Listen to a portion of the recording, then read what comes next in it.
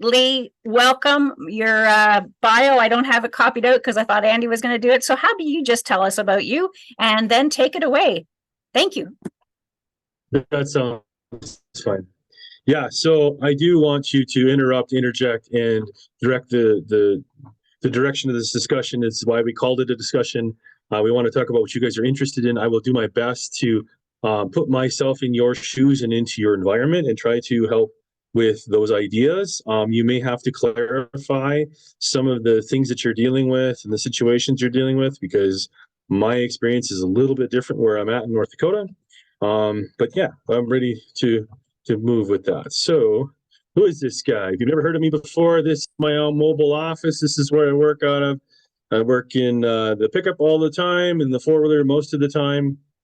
You will find me here any day that it's not snow covered, probably. And this is what we do. We scout fields. I work with several growers in central North Dakota, right around the star. Actually, the points of the star cover a lot of that. I have a grower over here in this Lisbon area that does a lot of really cool cover crop stuff.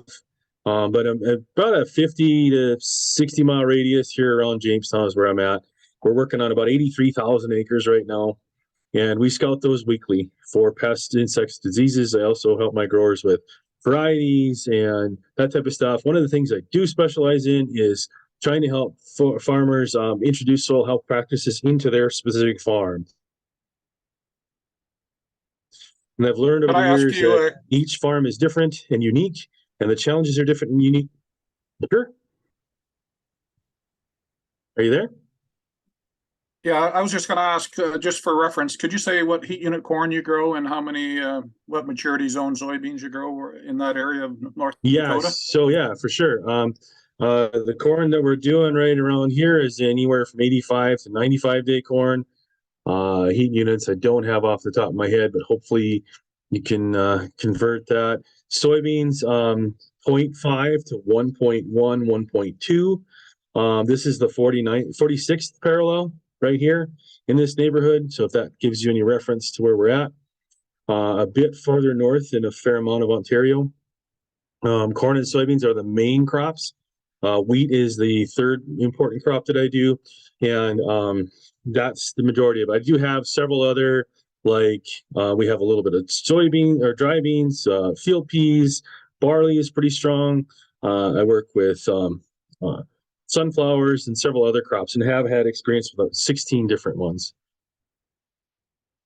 Okay. This is available to those who want to put their email in and ask for one. If you want a sticker, I will send it to you. You'll have to let Lori you want one, and I will direct mail them to you. That's not a problem. I like to spread the word.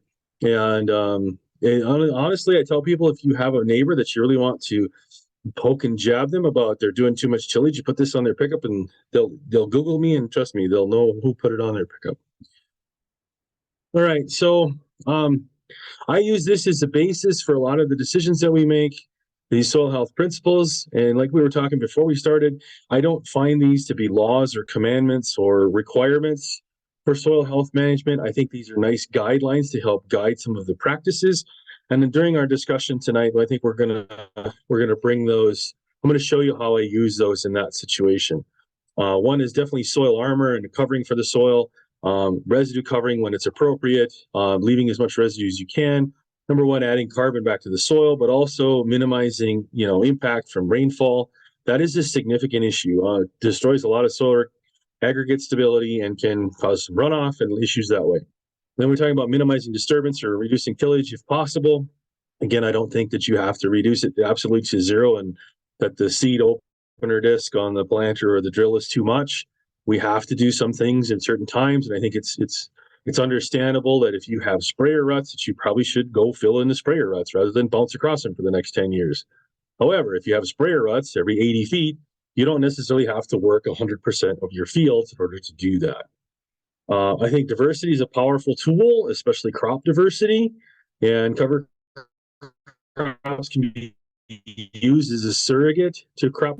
And I put things into different categories. So basically, cool season grasses, warm season grasses, cool season broadleaves, warm season broadleaves, and then legumes I throw as a different category because they're a very different plant type. I think if you're covering those plant types, those 5 different plant types, or I'll call them a plant 5 food groups type of thing, if you can get those into a field within 2 to 3 years, I think you're doing really well. If it takes you maybe a 4th year to get those, I think that's still doing really well. It just kind of depends, right? Economics are always a consideration of this. This continuously living root is important for a lot of the soil microbes, but it's really difficult to do in northern climates, right? So sometimes if we have high snow catch and not a really cold winter, some of these overwintering species can be alive and respiring throughout the entire time. But just maximizing that time of having plant growth in there and doing as much as you can with that within reason makes a lot of sense to me. This livestock integration is one that I struggle with a little bit. I have some farmers that do have significant livestock, and I have several farmers who are doing a great job of soil health without, 4-legged animals. And I'm not saying that I'm for or against it. I just think you can temper that with respect to your individual farm. I think chicken tractors are cool, but I don't think everybody needs one going across all their acres because they're a lot of management. And Lori, I can't see people if they're raising their hand. Like you said, the chat's a little bit different to keep an eye on. So I'm hoping you're watching that for me. And please jump in and interrupt if need be. I will be watching. Thank you. Perfect. So one of the specific requests that Lori sent to me was to talk about beneficial soil microorganisms. Yeah, and some of them that are really important for what's happening in our soils. And this is a short list here, but I think these are really the top 4 or 5, if you want, things to be paying attention to and watching for. We do like earthworms. They're doing a lot of tunneling and moving of soils and creating channels and that type of thing. Nice invertebrate to have in your soils. However, most of them in North America, including Ontario and North Dakota, are invasive species. And particularly jumping worms are a negative invasive species. So the vast majority of the earthworms that we do have been brought over and introduced, and they're not necessarily causing huge detriment to our soils, but the jumping worms can and do, and they do jump. Like when you disturb them, they wiggle and move, and they're all over the place. And I'm going to show you a website in just a minute. The mycorrhizae, these are the fungi that associate with plants and help them to gather nutrients from the soil. These are the ones where the brassica species and things like canola and turnips and radish do not associate with them. And therefore, you can see a drop in their population in a year that you're growing any of those crops. However, over 90% of the crops and plants worldwide do associate with mycorrhizae. There are hundreds and thousands of species of them. They're different. They tend to be in every soil. They're actually very difficult to get rid of, but the populations will ebb and flow based on the types of plants that are grown as a dominant species in your fields. Rhizobia, these are the ones that associate with legumes. So either they be your adzuki bean or soybean, and they're helping to fix nitrogen. I think that's probably the most well understood of the beneficial microorganisms. They can be introduced into our soils and live really well, even in cold climates. Some of the fun ones that I like to talk about are ground beetles and predatory insects. And these are ones that we can do a little bit more management with. For the earthworms, reducing tillage is kind of the main thing. Mycorrhizae, same thing, reducing tillage. Rhizobia, not a lot we can do other than introducing specific ones for your individual crops. But the ground beetles and predatory insects, we can do a lot to help them. And I'm going to go ahead here and try to get to, give me a sec. I want to share a different part of my screen now. Show you this. All right, so here is, in your neck of the woods, a nice article about earthworms and their invasive species in North America. Now, there are 2, it says here, that are native species, but they're extremely rare. Now, I do have these websites as a link that I think we're going to drop in the chat. I may need to email that to Lori to do that because I'm going to try to manage this end of it. It's a nice little article, talks really quickly about the burrowing systems, how they work, what earthworm middens are. Just nice little information about them. Okay. However, there are also jumping worms, and there's a nice article about them as well. They are different, and the reason these ones are a significant negative is because they just drastically reduce any residue or detritus on the surface of the soil. They are voracious feeders of all of that, and they can literally remove all of the residue in a very short period of time, leaving your soil open and bare and susceptible to many problems. Okay, so move this just a hair. Now, one of my more likable ones here are some of the ground beetles, and they don't just help in apples and grapes, which is what I found when a quick Google search. But the Carabidae ground beetles, these little black beetles. Sometimes they're green. You'll see them. They tend to be nocturnal. These things are mercenaries against other insects, and they are voracious feeders, and they eat so many other different types of insects, especially larvae and many pest insects. They also, some of them will also feed on weed seeds as well as cover crop seeds broadcasted on the surface of the soil. So they're not always great, but for the very most part, they really are. They respond really well to cover and taller grass and things like that, where there's cover for them to be, to hide in, to nest in, as well as to hunt from. So some areas of cover or taller places within your field or near the field borders or on the edges can really help with their life cycle. Okay, and I need to move it down a little bit. Another group are the ichneummonid wasps. These are parasitoids and parasitic wasps. The vast majority of them lay eggs in caterpillars. So they tend to have very large ovipositors and long ovipositors. They actually lay eggs in live caterpillars. The eggs hatch in there and eat the caterpillar from within and will form a cocoon on the outside and then leave and restart the cycle. There are very many of these, anything from 3 to 4 inches long to less than a quarter inch. The braconid wasps in particular are very small. A lot of these guys target aphids as well as caterpillars. Okay. And then finally, this is a little bit of an FAO paper, which is a little bit more of a nerd read level type of thing, talking about several soil biological beneficial organisms. And it really lists a lot of the ones that I talked about, the mycorrhizae, the rhizobia, as well as there are some notes on other nitrogen fixing bacteria. And you'll have heard of some of these. If you've heard of some of these biological nitrogen products, that's what you're using, is you're applying these microorganisms to your plants and your fields, and you're hoping they will either colonize the soil or colonize your plant and help fix atmospheric nitrogen. These are different than rhizobia. They do not cause galls and infections like that, and they're not necessarily as direct of a connection as, say, soybean inoculant and soybean growth plants. There are other bacteria that have plant growth regulating hormones that are out in there. I think these, again, are native in certain soils and non-native in other soils. So as you go across the landscape of your field, you may have some here and not there. And so that's just kind of normal. There are some biological fungi, so several fungi that eat on many things like grasshoppers or nematodes, pest nematodes, parasitics, that type of thing. Again, difficult to manage for. One of my favorites is the biocontrol nematodes. Some of these nematodes actually are vessels that carry a bacteria. The nematode infects a larvae or caterpillar with the bacteria, and the bacteria literally eat the larvae from the inside out. There are other nematodes that eat parasitic nematodes. So there's just this whole food web that's out there.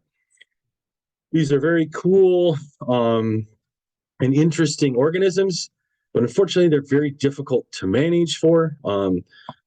One of the things that we can do is really just try to promote habitat. That's probably the most powerful thing you can do as a land manager.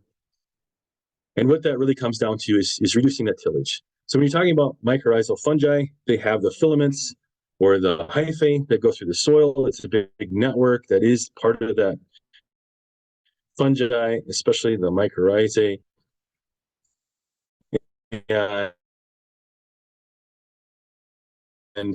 when we step back and have difficulty with, I see it looks like my screen share is paused. Can you see it?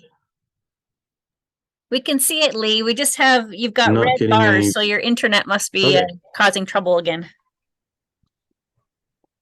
It's waning on me. I'm sorry. No worries. Okay. There's not much I can do other than hope it continues to work. Yep. So reducing tillage is one, again, like leaving those hyphae there and not doing a lot of disturbance. However, again, I feel like if you need to do tillage to smooth out your fields, manage something specific, I think you should. Residue cover or leaving the residue in place helps the ground beetles and a lot of those things. The earthworms gives them food, that kind of stuff. The cover crops, basically, again, habitat, it's just cover and protection, as well as potential secondary and tertiary food sources. The diversity of plants does give you a better shot at helping those free-living nitrogen fixing bacteria, because there's other plants that are out there sharing with them. You have just a little more chance at, making sure that everybody has a host that they like. I don't like to overdo diversity per se, but that's part of it. The other one is really using integrated pest management. I think is not well touted.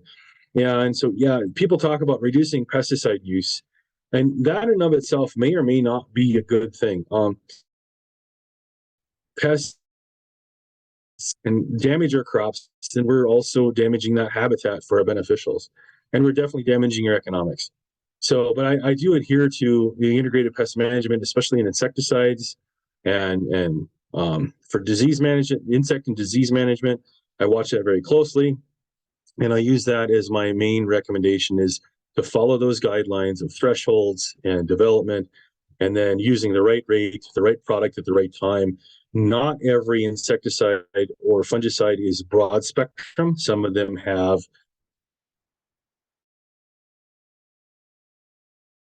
narrow spectrums, which can help you protect some of your beneficials while at the same time managing your pest. Okay. Is it moving? There we go. All right.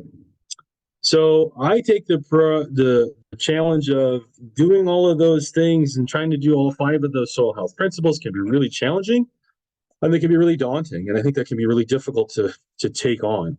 So I tell people to start with something that's not working for you. Do you have a problem, something in your field, something in a particular field, some type of weather challenge that you have that is repetitive? Like, what's your problematic again and again and again, multiple times for you? Identify that clearly, and then try to design and set a goal for that. You want to reduce your moisture. At the same time, you want to maintain minimum tillage. So tillage can help you reduce moisture through evaporation. So setting that goal helps you to define what are you trying to get at, what can you measure, and what are you at. So then you start listing possible solutions. So maybe some vertical tillage or light tillage can help you, maybe sizing your residue, maybe managing the residue that's being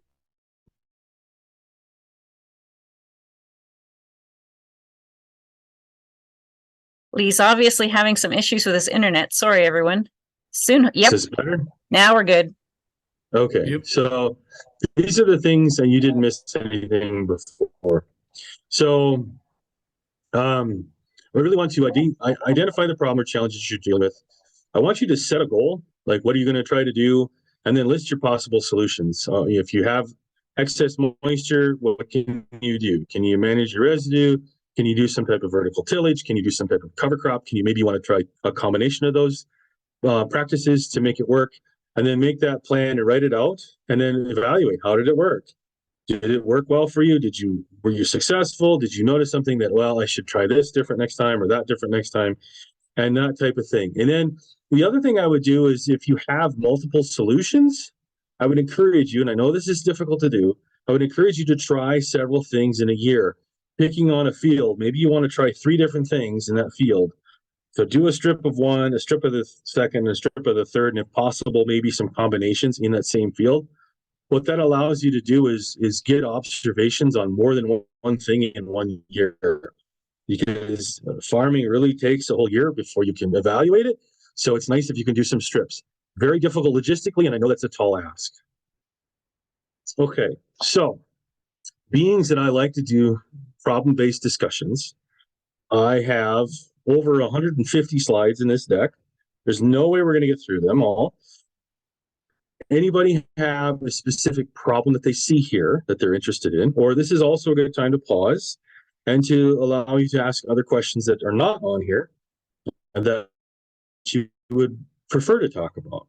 There's a question in the chat from Gord. He said, if there's time, I'd like to hear more about strategies, options for managing corn residue to improve soybean stand the following spring. We're mostly silt loam, 30-inch corn, 15-inch drilled soys, usually no-till. Yeah, so that was the same thing Leo and I were talking about, right? So sounds like that's a common issue for you folks. You know, this becomes challenging when you have really good corn yields. You have a lot of residue to manage and deal with. One of my first recommendations in my geography, and I think it will help with you as well, is to leave as much of it standing as possible. If you cut the corn really short and you're running a lot of it through your machine, it can be difficult to redistribute it back to where it came from, the width of the combine. So you tend to end up with strips behind it, strips of thin, thick, thin, thick, thin, thick as you combine. And those are really difficult to line up with the drill pass. And even if you can line them up with the drill or planter pass for next year, you have to adjust your planter every strip. So that's really challenging. So the more consistent you can get your residue, the better. I would also encourage you to cut higher and run less residue through the machine if possible. Now that could be a double-edged sword because you may end up getting too much snow catch and you may end up having too much residue in your way when you're planting. That I don't know because I haven't experienced your springs directly. So that may not be great advice. It's difficult for me to give excellent advice without having been there multiple years. We do find that standing residue tends to dry for us better, and that when we do go to plant into it, it's crunchy and easier to cut, and it will break, rather than if it was laying on the soil surface. We tend to trap a bunch of moisture underneath of that, and it makes it rope-like or twine-like, and it's very difficult to cut with a single disc drill opener or a single disc on or even a double disc on a planter. It's very difficult to cut that residue. One of the things I would say, if you leave it standing really tall, you're going to need a really good supply of zip ties because you're probably going to be pulling wires and sensors loose on your planting equipment, and you're going to want to tie that up as best you can and be ready for that. Those are some ideas. The other thing goes back to I'm not entirely, don't touch the soil. I think you can experiment with some vertical tillage in particular to size that residue and to try to even it out. You've probably already done that and found tools that do and do not work, but don't be hung up on no-till is never touching the soil. Don't be hung up on rules and regulations. If you can get a better soybean stand by running a Turbo Max, then by all means, I would encourage you to run Turbo Max because the better crop you produce, the better it helps your soils, honestly. If your crops are struggling and you're not having good plant growth, your soils are not benefiting from it as well either. Does anyone else have any questions? You can put them in the chat or you can just unmute yourself and pose it. We're a small group, unfortunately, I guess, but fortunate for you guys. So unmute and ask or direct. Also pick which way we want to go. Well, I asked the question and you addressed it from somebody else. So I'm one of the guys that has concerns and issues planting soybeans after corn, especially no-tilling. So yeah, we are experimenting a little bit with a vertical tillage, and maybe we'll try to run it at a little bit of an angle or try to get one that you can angle the blades on just a little bit. Yeah. The other thing, we actually switched corn heads last year. So we went from a case corn head to a Drago with crop destructors on it. And that actually seemed to give us a better soybean stand this spring. So that's anecdotal information. It's just 1 year. The other thing that I really noticed is we have about 10% of the volunteer corn that we did in prior years this year with this different corn head. So I don't know if it's a function of the year or maybe this Drago corn head doesn't leave any corn in the field. Anyway, we have very little volunteer corn. The other thing that I noticed this year a lot in the corn, and I noticed a little bit in soybeans as well, is a lot more slugs. Yeah, that's a difficult one because your environment directly affects the slug population. And that moisture is what they love. They love being underneath that residue, underneath that moisture. If you're trying to keep residue, you're going to have difficulty with slugs. Reducing the residue is going to help reduce your slug population, but it's also going to open your soils up to wind and water erosion. It's some of that benefit and detraction type thing. Unfortunately, there's not good control for slugs that I'm aware of. There's a few iron products, but they're not even all that effective. And we've only had slug issues 1 or 2 times, and it was really isolated, but they can be a significant problem. We've seen that.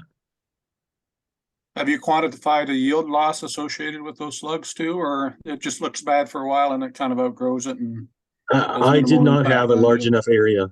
We did not have a large enough area, and we think that the soybeans compensate so well, and it was very early season. They did not destroy our stand. They reduced it, but the stand compensated, and I don't know that we had any yield loss. But also, it was 1 year and only a couple fields. Well, you said Anyone you had else? edible beans. Edible beans, we had them terribly in edible beans, and then I will hold any more questions till the end and make sure everybody else gets a chance. But for some reason, they can be a lot worse in edible beans, and I don't know why that is. We don't grow edible beans typically after corn. This is after a good wheat crop with a good stand of red clover, so we haven't done that again. I think the red clover probably provided a good environment for those slugs. I think one of the things that's different about dry edible bean versus a soybean is that the early development is quite a bit slower with edible bean, and there's not a whole lot of leaf material. Once they get going, once they get to about 2nd or 3rd trifoliate, then they really grow fast. But the getting to that stage from planting, I think, is pretty slow, and they tend to be pretty weak and wimpy, to be quite honest with you. Things that go wrong with dry edible beans when they're little tend not to take it very well. It's been my experience. Thanks, Leo. So this is kind of like one of those books where it's choose your own adventure. So you guys get to choose which one of these topics Lee should cover next. So someone help us direct Lee into a path here. And they're short too, so we'll be able to cover several. Lee, it's Andy Vanikirk here. Wondering if you could cover your viewpoint on cover crops and with respect to specificity on species related to the corn, or related to the crop it's going into. Right. Yeah, I think I follow you, Andy, there. So one of the things I don't want to do with a cover crop is plant a weed or a host for a significant pest. So moving forward, if you are a wheat producer, a winter wheat producer, and that is a significantly important crop in your system, I would strongly encourage you to steer away from cereal rye. That one is a pest in that scenario, and it can be very difficult to manage. Once you plant cereal rye, you pretty much have cereal rye. It will be there. It will be at varying levels, and it can be very difficult to control. Once your winter wheat is established and up, you have no options to thin or remove that cereal rye from that stand. And we also know that in our geography, the cereal rye can germinate in early spring when we're still cold, get enough vernalization to still throw ahead. So even if it wasn't present in the fall, we can still have some contamination into a winter wheat crop later on. So that is something to be very cautious about, as well as it's a really good host for ergot and leaf diseases as well. So be cautious with that. Similarly with, so in that scenario, if you're a strong wheat producer, I would be more inclined, if you're going to add a cereal or a grain to your cover crop, to think of something like oats. There are several herbicides that manage oats effectively. Frost seems to be a very effective management on oats for a fall seeded cover. The oats in our area tends to be very prone to leaf rust, but our wheat varieties are not. So it doesn't seem to increase that disease for us. So if I have a wheat producer, I'm generally recommending that they plant oats as a cereal cover. Similarly with anything, if you are growing canola, I would strongly steer you away from any of the brassica species. Do not be using radish or turnip. There are an alternate host for clubroot and even blackleg. So you don't want to have those diseases have another foothold in your rotation. Be very cautious with those. And then I'm also particularly interested in our geography, again, white mold. I don't know how prevalent white mold is or how challenging it is for you, but we have significant white mold issues in our soybeans. So if I'm using a white mold host, I'd like that to be 2 or more years away from our soybean rotation. Things like sunflower as a cover crop or a cowpea as a cover crop or any type of things like that. I want to have some distance from them and maybe even not put them in that farm. This goes back to you can get the similar function from a different species within a group. So your cool season grasses, I think the cereal rye will give you a similar function as the oats, is a similar function as barley. And even you can use even spring wheat or winter wheat and give yourself a similar function. Maybe it's nice to have more than one of those, but I think the risk tends to outweigh the benefits of doing that. Is that what you were asking for, Andy? Did I cover that fairly well? Yeah, looking specifically for corn, like cover crop in front of corn versus soybeans versus another rotation crop. Okay, so yeah, in front of corn, I don't have successes in my geography. We've been able to skate by with cereal rye prior to corn, and I think it's highly risky. And for the most part, we've had yield losses when we do that. Sometimes the yield losses are minor, sometimes they're very significant. We've lost up to 20 bushels by planting corn into green cereal rye. So that alone precludes that. And typically my corn follows soybean in our rotation. So I don't have a lot in my geography because we don't harvest them till late season.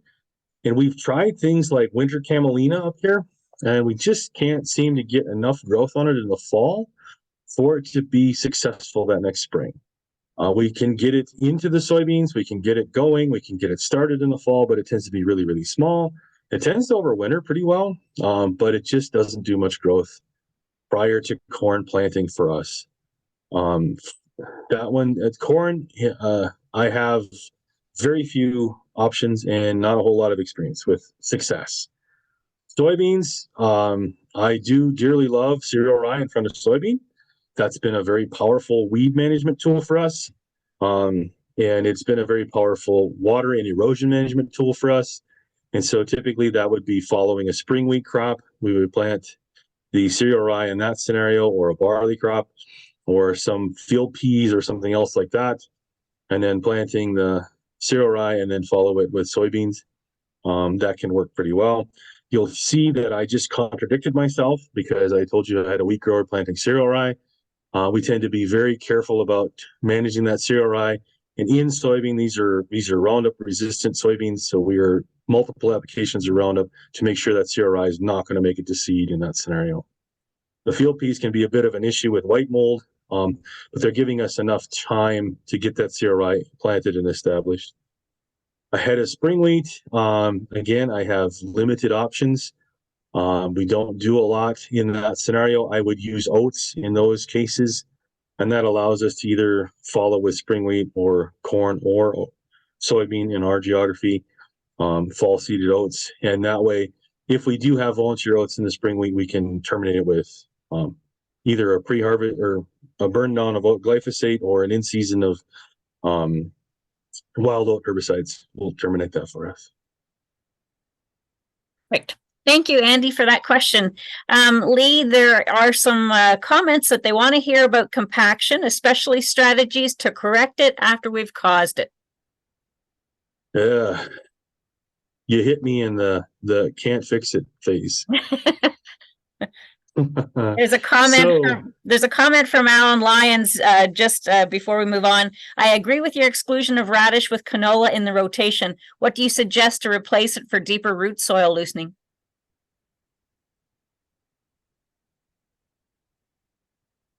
Sunflower is a pretty good option for you for the deep taproot. It has a similar architecture and it has Not a whole lot of issues with the pests other than potentially white mold. However, in canola, we do have some pretty good fungicides to help manage the white mold, and your timing isn't too bad. And typically the sunflowers planted later in the fall are not going to encourage a whole lot of white mold. So that would be my suggestion there. Thank you. So my experiences with compaction are less than yours. I realize, and I'm well aware that compaction is a significant problem for your geography. It is less of a problem for mine, if you believe that. And some of that has to do with the types of clays that we have in North Dakota. We have some very dominant by shrink swelling clays. They tend to move a lot. Also, we have less moisture at seeding time than you do in general. So we tend to do less field work at high moisture or field capacity moisture. However, that doesn't mean we do none. And these pictures are evidence that we have the same issues and problems that others do. This field here to the left with the soybeans stuck in the middle of nowhere there was managed with a vertical tillage machine at that exact depth at about 2.5 to 3 inches to reduce the moisture content. And then everything went south after that. It looked pretty good. It seemed like it was doing what it was supposed to do. We'd managed the residue. We'd opened up the soil. We got some evaporation. And just as we were starting to get evaporation, we ended up with significant heat and wind. And we ended up with, that 30 degrees Celsius type heat with 30-mile-an-hour winds and no humidity. And we literally baked bricks out in the field. And that's what you're looking at there. You can see the furrow compaction. You can see the surface compaction.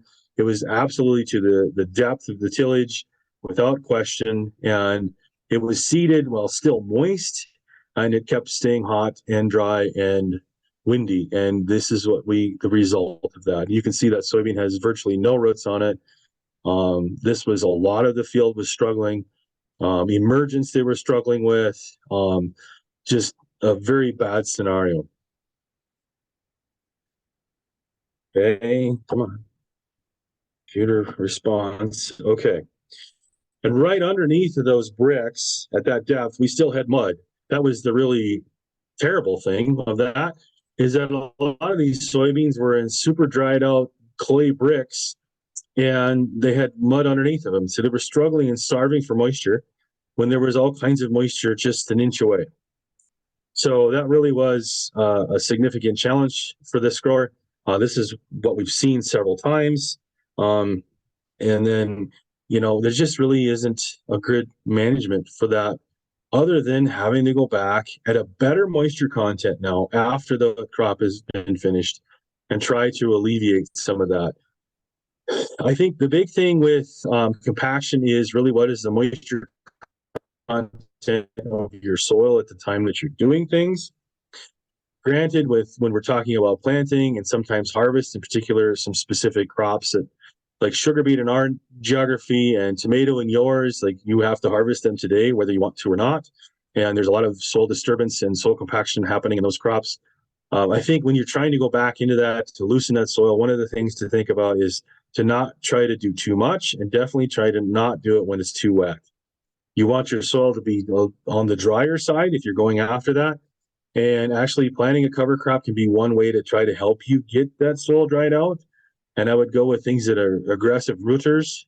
This is where the brassica species would come in. This is where some things like oats would come in, dense fibrous root systems, just to try to help you with that surface a little bit. And even if they don't do a lot to move the moisture, at least you've got some plant material to drive upon. This was one of those low spots that should not have been planted, but the rest of the field was ready. And this was in a soybean field, so they ran the roller across it. They really should have just not driven the roller here, because it's literally what it does is cause compaction. So do I see a reduction in compaction with the multi-year cover crop and no-tilled use? Yes, I think so. When we are using more roots over more time, I think we're seeing that. The roots can really be one of our more powerful compaction fighting tools, especially when you're talking about compaction at depth. Once you get below 4 inches, it is extremely difficult to manage effectively because you're putting so much pressure on that machine. you're pulling so hard against that, and you're actually moving your compaction layer deeper as you're doing that.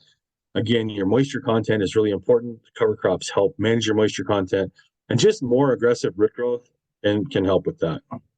In these scenarios here, we're talking, worst case scenarios. You're putting a cover crop on this field that I have up right now is probably not going to grow unless they roll down the cracks. So it's kind of one of those things we screwed up, and maybe we'll try again later, because sometimes trying and trying and trying when it's not fit is probably the worst thing to do, because you can make it worse rather than make it better. Okay, trying to get my computer to go forward. Here's just some more pictures of that.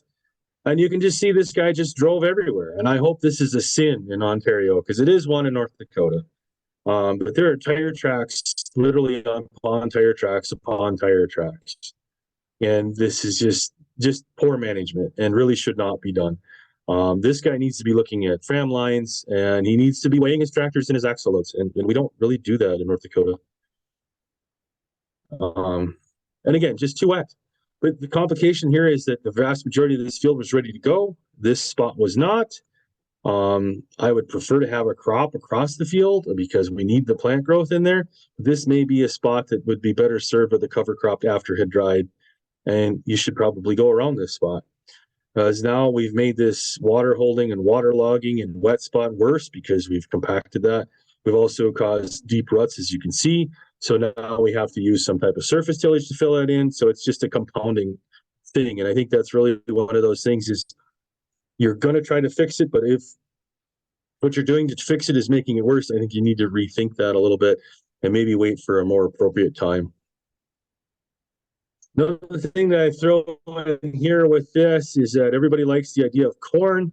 They can be very good fibrous roots. They can do a lot, but corn roots really they're not directly below the plant. They radiate out. I want people to just consider that when you're thinking about it, where you're placing your stuff.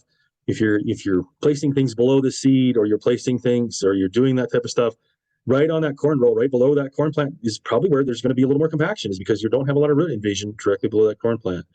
If they're close enough, they tend to, overlap some, but typically within that seeding depth, 2 to 3 inches, there's really not a whole lot of root growth right below that corn seed, within an inch below that. So that can be a significant challenge. And here, to your point, is this cover crop. And I tend to be small grain heavy because I like the fibrous roots.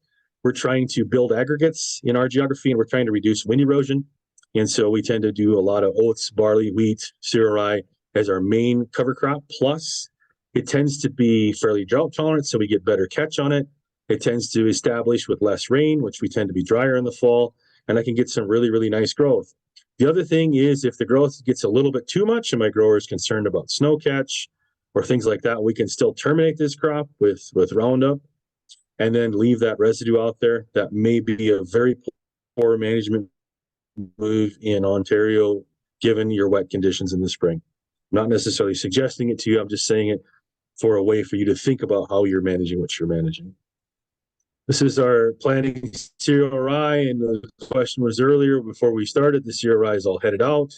It's flowing through the drill fairly well, but this is a really, really low rate. We were down at that 15 pounds of cereal rye, and it was helping carry us through these. You can see the mud hanging on those tires. These are some of the places you probably shouldn't have been in, but we're helping with our compaction just because that root mass is there, the biology is there, and we're not sinking in ears deep as if we were. There's just soil covered with residue or bare soil.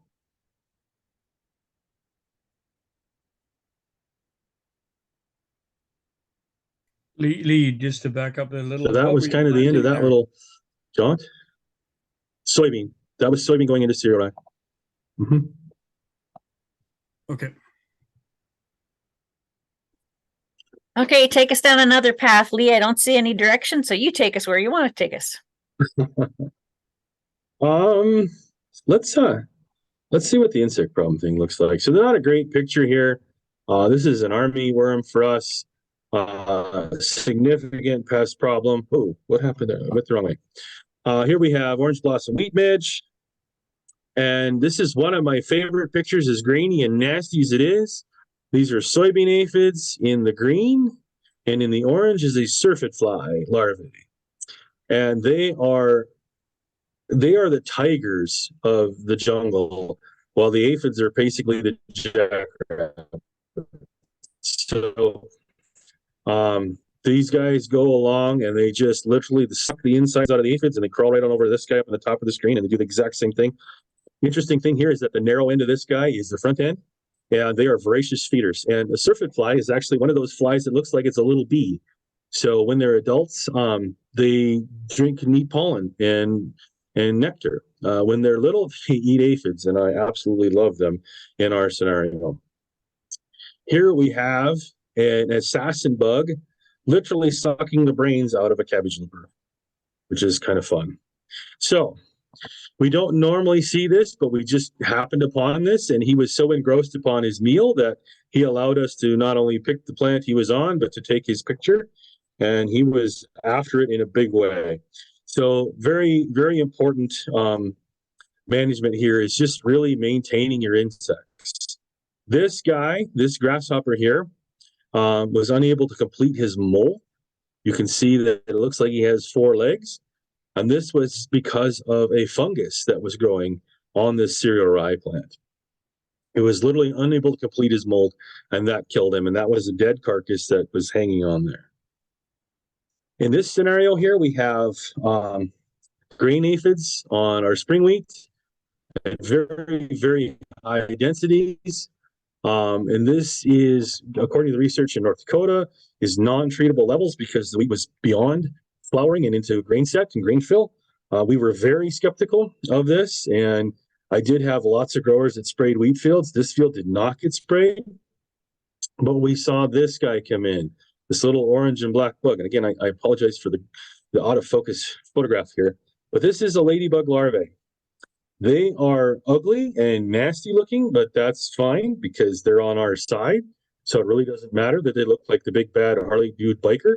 Again, these guys, go right along and munch on these guys. So this was within 7 days of this first picture being taken, we saw these guys move in. Now, they did not respond to the aphid population other than moving to these fields. They cannot, their life cycle is too long. It's 40 some days for their life cycle. So they weren't able to lay eggs and hatch in that time frame.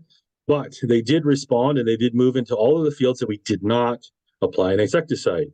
The cool part of this is that they annihilated a lot of these aphids. You can see there's not a whole lot left on this head. Then when they turned into adults, about 2 weeks later, they moved into our soybean fields that were nearby, and they effectively managed soybean aphids in those fields. So every one of, and again, anecdotal evidence, every one of the spring wheat fields that we had that we did not spray for aphids, we did not have a yield loss, and the soybeans that bordered them, we did not spray for soybean aphid. So we reduced 2 insecticide applications, and we allowed this population to proliferate. Now, the problem here is that we could release ladybugs, but they're going to go where the food is. So we may have helped our neighbors, we may have not helped anybody at all. But what we can do is protect them when we see them. So while I'm scouting fields, I am not only counting the pest insects, I am also counting and observing all of the beneficial insects that I see. And if they're at reasonable numbers, I allow them, and I'll come back in a short period of time, maybe 3 days or 4 days, and reassess the populations to see if those predators are keeping up or catching up with our pest insects. This is one of my favorite pictures. This grasshopper was not dead yet, but these little orange things are predatory mites that were under his wings, and they're basically vampires. They were literally sucking the juice out of this grasshopper. Again, they won't cause death of the grasshopper, but they will make him very sick and reduce his ability to feed and cause damage. And this year we actually saw lots of those in that year that we took this picture. We saw a lot of this. And this grasshopper was so sick that he held still long enough for me to take a good picture of him. Another thing that I like to see are spiders. Very effective flying insects. And this field was literally covered in spider webs this one dewy morning. So really what I'm getting at here is just the awareness of the beneficial insects in your neighborhood, in your regions. And it may be difficult to get information on those because we focus so hard in agronomy on the pest species that we rarely talk about the beneficials. And a lot of our tools are indeed non-selective. So, in this situation, most of the insecticides that we've used would cause significant damage to these spiders as well. And this is in a non-cropped area, but it's right next to the field. And it's also next to that tree row belt there. And a lot of our flying insect pests will overwinter in a tree belt like that and fly right through this field. So these spiders are here in great numbers because there's lots of food for them. And they're helping to manage that population. This is some intercropping work that we did trying to manage that. Go ahead.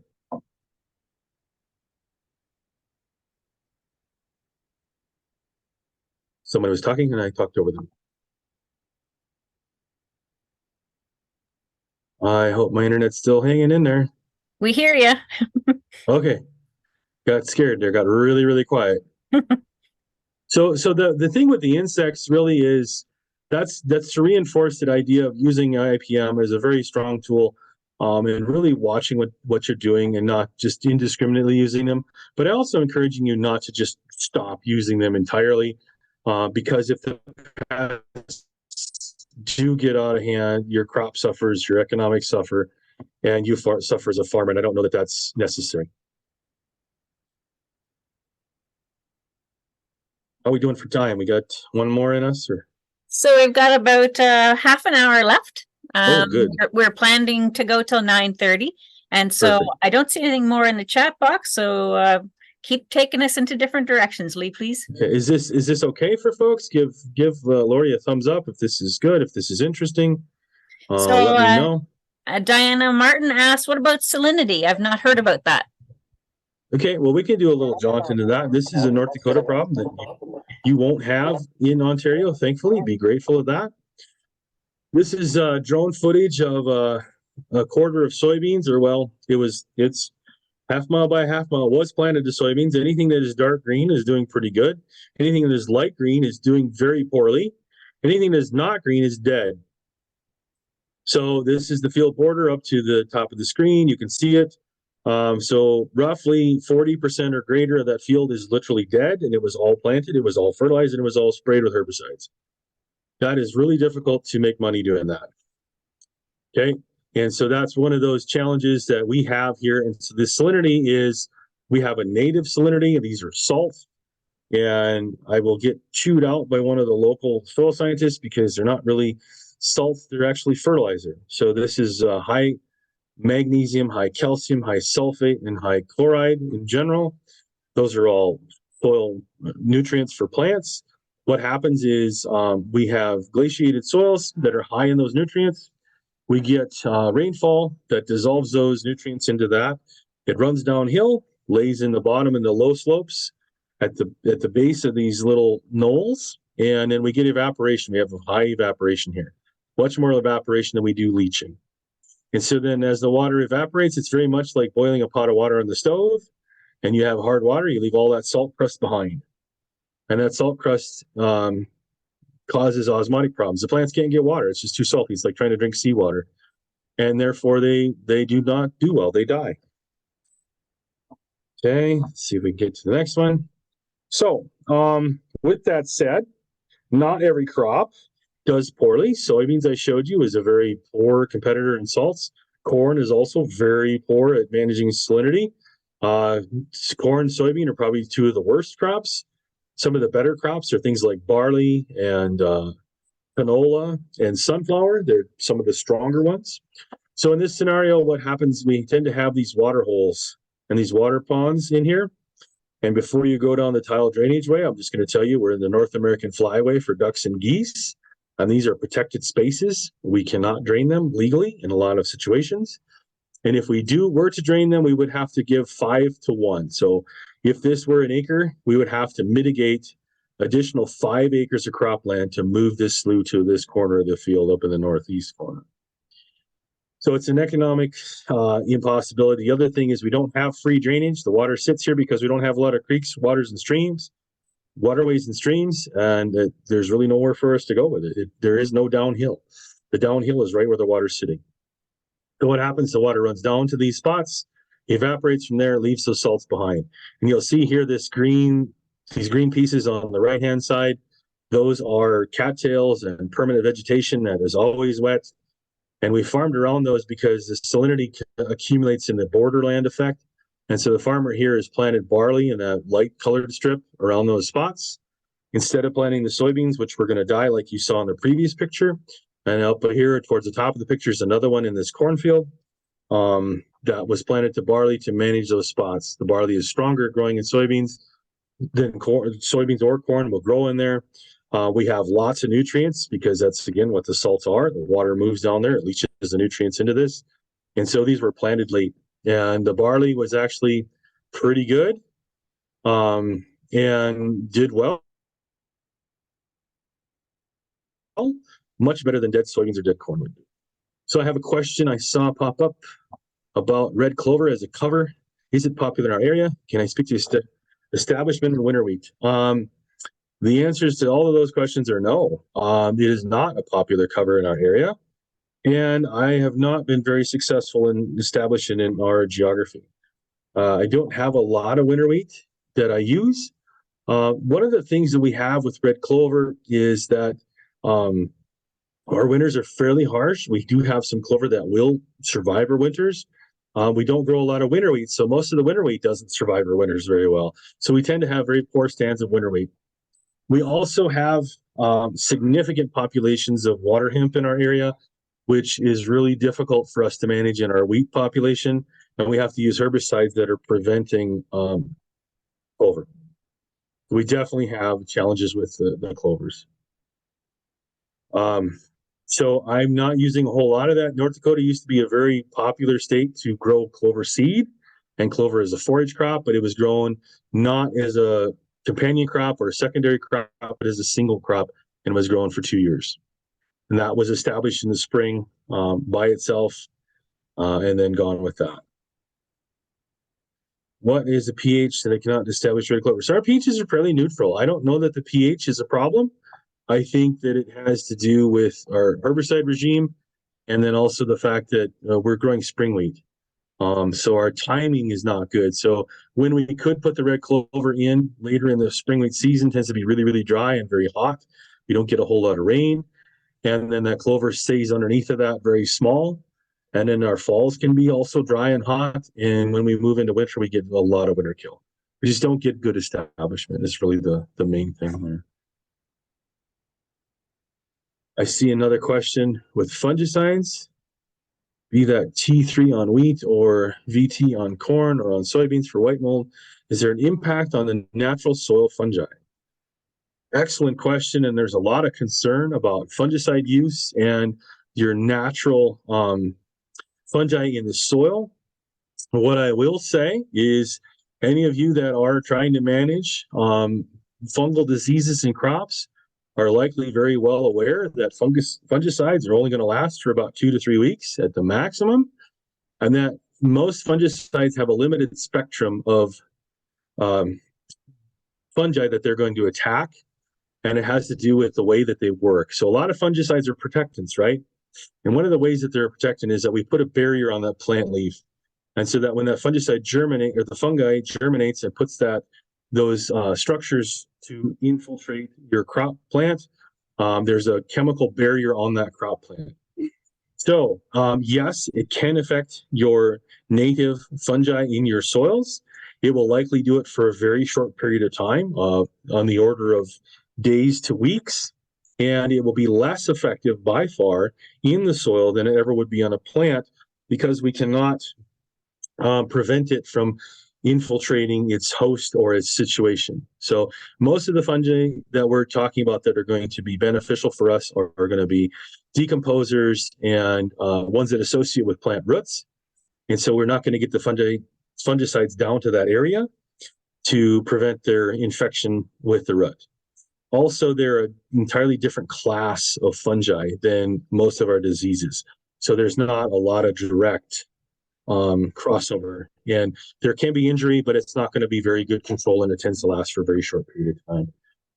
One of the anecdotes that I like to talk about here is that I worked with several plant pathologists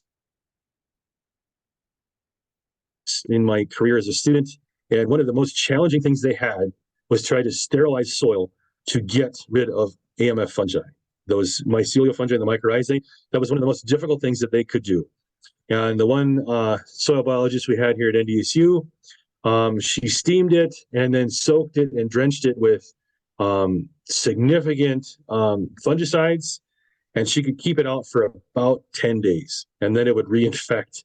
And she was trying to study flax, and she could not keep the flax from associated with mycorrhizal fungi, even though she was torturing that soil. Okay, hopefully that answers that question.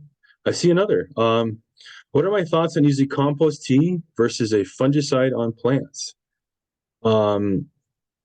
Yeah, so that's a difficult question because I don't really know what is in the compost tea.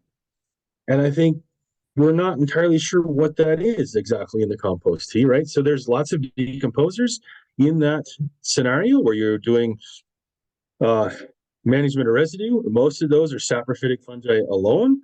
And so eating dead things, that's the fungi's game. And for the most part, most of them eat dead tissue. That's pretty common. Their job is to eat plant residues afterwards and with high carbon and low nitrogen levels. Whether or not they can be antifungal for other fungi, I think it's really difficult to nail down. I think it's really challenging to nail down. Again, the most effective way that our fungicides work is by preventing introduction into the plant, like putting up a barrier so that they can't get into the plant. I don't know that a compost tea is going to do that, as I'm not entirely sure what is in the compost tea that would do that. A lot of times compost tea tends to be high in bacteria because they grow really rapidly, grow really fast, and they increase really fast. So maybe they could be part of it, but again, they would have to be something that attacks that specific fungi that you're trying to treat. And I think that gets to be really complicated and really difficult. I'm not saying don't do it, but I would say definitely limit your expectations and be realistic on you may be putting a lot of time and effort into something that may not do what you want it to do. Okay. Let's just go ahead. This is something else we do for salinity. And if you guys are done with salinity, that's fine. These areas, soybeans don't grow here, so don't plant the soybeans. So we took a drill and we put soybeans in one tank, put barley in the other tank, and where the soybeans don't grow, I told the grower to turn them off, and where the soybeans don't grow, I told him to turn the barley on. He didn't turn the soybeans off because they just might grow, but at least he did turn the barley on. And so we had success with the barley as a cover crop within our soybean field. Now this soybean field had pre-emerge herbicides applied. We also applied post herbicides, but we were able to choose ones that allowed us to keep the barley for longer. And you'll see that instead of solid weeds, we had the barley. So we were basically taking up some of those salts and preventing weed growth in there. We didn't get a harvestable crop on there, but at least we weren't harboring weeds.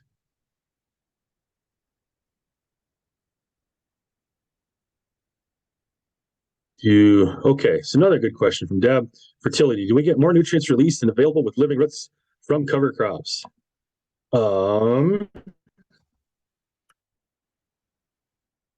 Yeah, probably. And also we're going to get more tie-up with that, right? So let me get to the end of this. So your cover crops are going to steal nutrients as well, right? They're going to put them into more of a biological form. They're going to put them into all the plant chemicals, things like chlorophyll and carbohydrates and all of those things that plants are using them to build. So the building blocks they're different. So the nutrients are in different forms. And so so a soil test is a really difficult way to measure that, okay? So we're typically measuring the forms that we expect to see in soils with the nutrients. So it's hard to prove that our cover crops are freeing up nutrients. We do know that there are certain cover crops, things like buckwheat and flax and others that definitely cause the soil to be quite a bit more acidic right around the roots. And in calcareous soils, we know that reducing pH can help you free up phosphorus. So they're touted as phosphorus freeing up and making phosphorus more available. I would think that would be fairly limited to the immediate area around the root, but it's in 1 to 2 millimeters around the root.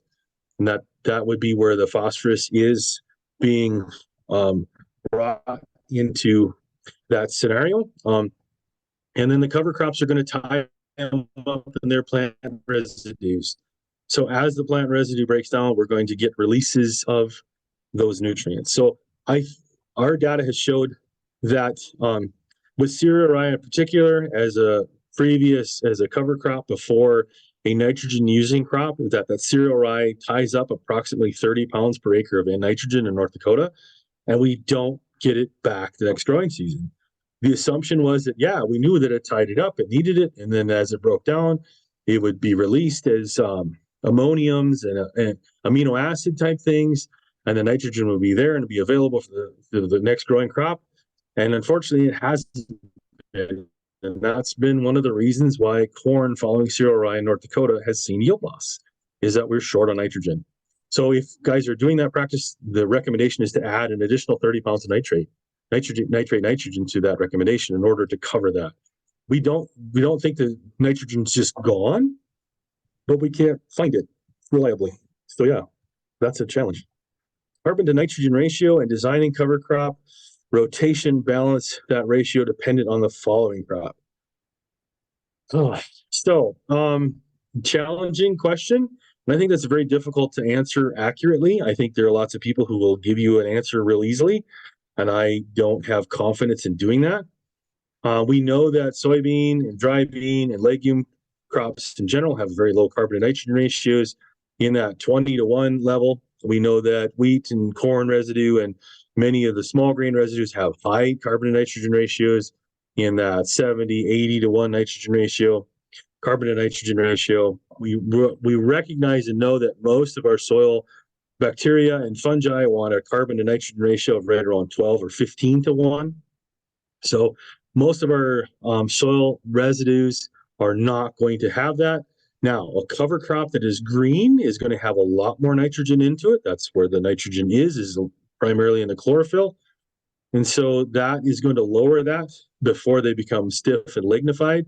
So things that tend to be grass-like or lawn-like or leafy green and pretty wet will have a lower carbon to nitrogen ratio than your dried straw that is not green. Designing those mixtures, one of the things is that based on your decomposition in your area, people will tell you that, if you're losing residue or have a difficulty maintaining residue on your soil surface, you need to increase your carbon to nitrogen ratio of your cover crop mix. And that would be more grass crops, high lignin type crops to try to get your residue to stay in your soil longer, to give additional protection. If you're in the inverse, where you're building up residue and you're having lots of residue hang over and be a problem, they would advise you to slant your cover crop mix to more of a legume mix or broadleaf mix in order to combat that.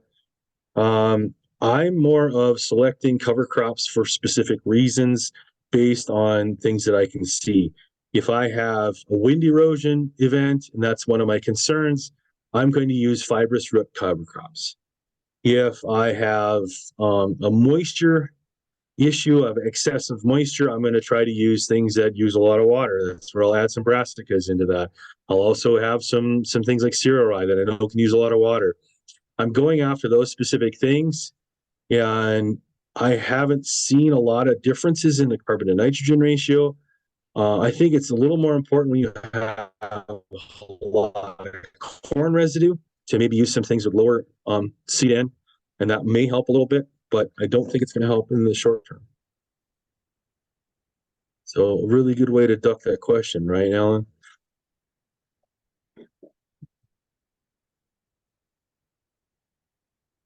Okay, Deb says, biggest wheat crop acres in Ontario history. Straw market is soft. Lots of straw will get spread. Thoughts on how to best manage that straw? Most acres will go to corn. Yeah. Adjust your cutting height if possible. Cut it as tall as you can. Again, if you're not running it through the combine, you don't have to put it back where it came from. If you leave it attached to the soil, it's back where it came from. It's already there. Do the best you can to try to get that straw back. Very difficult thing to do. You can boost your combine a little bit. If you haven't, they have upgrade kits to do that. Some combines do, not all. That's probably one of the more important things. And we've seen that a heavy harrow after harvest can help move a little bit of straw, but you have to do it right away. If we've done it after rain, it just seems like we're just fluffing it up. We don't really tend to move a whole lot of straw at that point. Will be more consistency. That's my thought process here for you, is to have more consistency ahead of your corn, so that you don't have big, thick patches right behind the combine and then thinner patches off to the side. That's really, really difficult to deal with and to cut and manage. The other thing is to seriously consider a spring vertical tillage to size that residue and potentially throw a little bit of dirt on top of it so that your machine works a little bit better in that scenario. Those are my thoughts.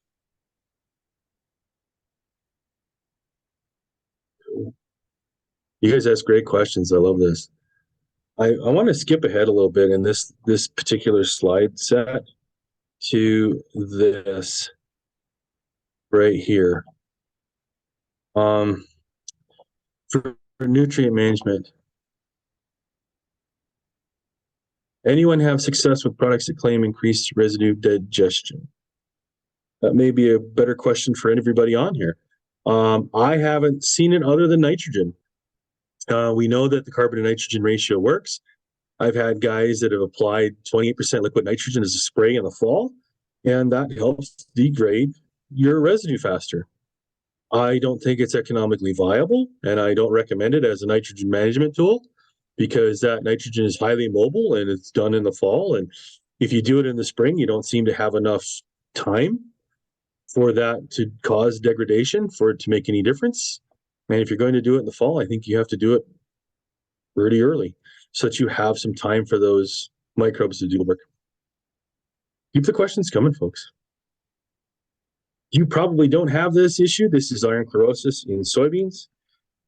This literally, we have tons and tons of iron in the soil. It's just in the wrong form, and it has to do with our higher pH. One of the ways that we've managed it is to actually intercrop. We're planting a cover crop into the soybean. This is a barley crop planted with the soybeans. And these are the results that we're getting. And this is a skip. And these pictures are about 3 feet apart.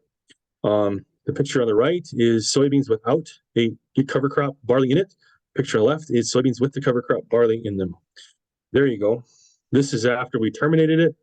The soybeans on the left are 12 inches tall. The ones on the right are 2 to 3 inches tall. And it has to do with availability of iron. And what the barley is doing is several things. First of all, it's taking up some excess moisture, which makes this worse. It's also acidifying that root zone. Like we talked about earlier, some of these cover crops do acidify the root zone. The barley was obviously doing this, and it was lowering the pH, and our iron availability increases dramatically with lowered pH. And so as long as the soybean roots were intermingled with the barley roots, we got this effect. If they were not intermingled, if the barley was basically in between the soybean row, we did not get this effect. I'm going to go somewhere else. Oop.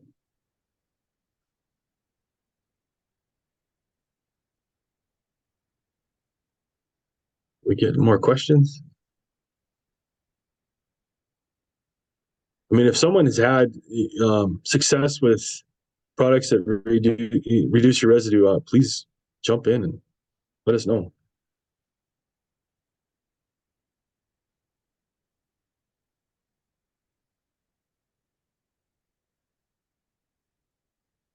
I'm going to jump into wind because it wouldn't be a North Dakota talk if I didn't talk about wind a little bit. Picture from the 1930s. This was in Nebraska. This was in North Dakota, and this is not the 1930s because it didn't have kestrels in there. And these are my photos. And this is literally just across the intersection. I'm parked at the stop sign, and you can see that the trees were in the way there. Had the trees not been there, I wouldn't have been able to see the signs across the roadway about 50 yards away. And then we have more historical pictures. Or do we? This is not a historical picture. This was literally taken on Earth Day of 2015. This is a fence row that is 4 barbed wires deep, which means it should be 30 inches tall, and it is about 12 inches tall because the soil has eroded from the left side to the right side and has blown into this fence line, and the fence line stopped it as a windbreak. Also, we blew the weed seeds across here, so the neighbor on the left shared his weed seeds with the neighbor on the right, And a vast majority of the soil that blew here actually ended up in probably the Atlantic Ocean because the clay particles are really small, get way up in the air. This is this whole idea of wind being a problem with your residue. These are the streaks that we're talking about. These are in soybeans, right? I don't want this residue in the way. I don't want this uneven striping going on here. This is a combine setting issue. This is the same combine, different grower, just as good as soybean crop, and he doesn't have as bad as streaks. So it really comes down to how are you adjusting your machine to make sure that you're doing this. And there's a lot less wind erosion, even in soybeans, when you have consistent residue cover out here. And granted, soybeans are not good at preventing wind erosion. And aggregates are probably the most important thing to prevent wind erosion. So this is where reducing your tillage kicks in. And you can have aggregates in all kinds of different soils. And these are very solid, very stable aggregates. And you'll notice on the right-hand picture that those aggregates are actually wet. That soil is very wet. And yet there's not a whole lot of mud. It doesn't look like I stuck my hand in pudding. Yes, they're wet, but they're solid. Cover crops, again, helping us build aggregates, helping us cover the soil, helping to protect from that wind blowing it away. We're nearing 9:30, basically on it. Can we just see if anyone has any questions that Lee can answer before we say goodbye for the evening? Just unmute yourself or put it in the chat, and let's pose some final questions. Please. Lee, it's Andy here. I was wondering if I could revisit that one comment about fertility. Do we get more nutrients released available with living roots from cover crops? I'm wondering. I'm a big proponent of planting rye after corn, even in November, and I plant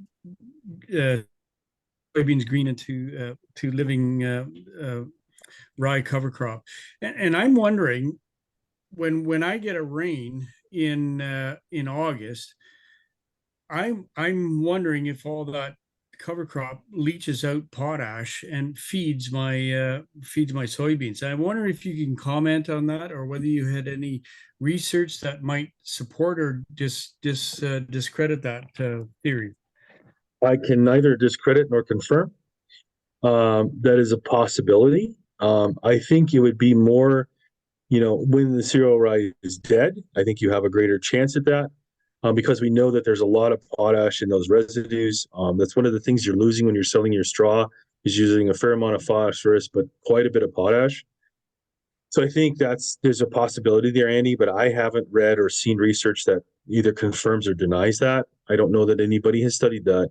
And I think it would be actually, honestly, quite difficult to study whether that stays in your soil or moves with the water, or but if it does, it should be highly available to your corn plant, because potash is a very simple nutrient that doesn't have a whole lot of forms and typically is not tied up. The biggest issue is usually leaches, and it's difficult to store. So there's the definite possibility, but I cannot confirm that. Thanks, Andy. Anyone else have a question? Yes, Lee, thank you so much for your presentation, and it would be remiss of me not to apologize for being late on there. It is a difficult time of year with wheat harvest up here, and I was one of the culprits there. Got wrapped up in the day,